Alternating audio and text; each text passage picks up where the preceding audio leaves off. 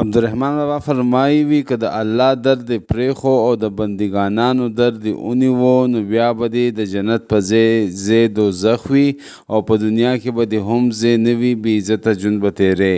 هغه فرمایي که له خدایه دې خلکو ورته مخ شي له فردوسه به دې مخ شي و سقر ته همیشه به در په در ګرځي رټلی د استوګي ځای به نه مومي هېڅ چرته.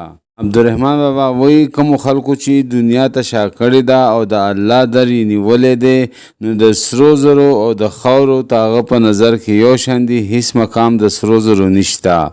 وی په نظر د هغه خلکو خاورې زر شي هر چې نه لري نظر وسیم و زر ته.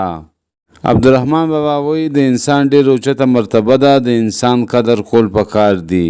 وی د خلیل در کعبې دا کعبه د لویه که آباد که څوک ویران حرم د زړه.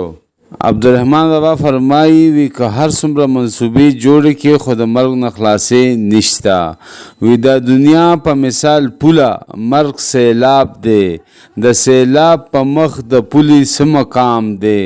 عبدالرحمن بابا وی چې کله انسان بوډا شي کمزوری شي او مرګ ته ورنږدې شي نو بیا هغه ته د دنیا مال و دولت هیڅ فایده نشي رسولی او نه یې بیا د سره څه قدر وي.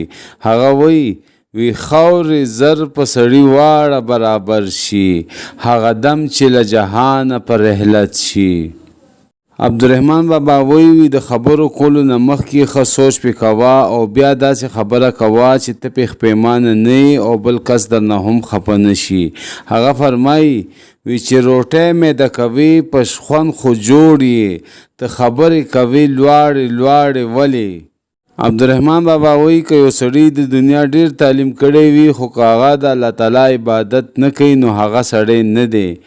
وی هله به سړی شي چې د نوم عبدالرحمن شي اوس سړی پسې که د لوستي زیر و زور دی.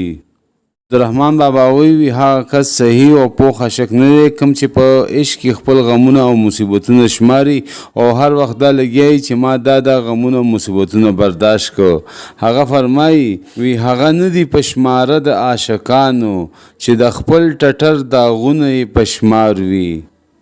رحمان بابا فرمایي وی الله تعالی انسان له ډېر اوچت مقام ورکړی د فرښتو مقام یې ورکړی خو ولې دی داسې عملونه کوي چې ځان یې ځناور جوړ کړی دی.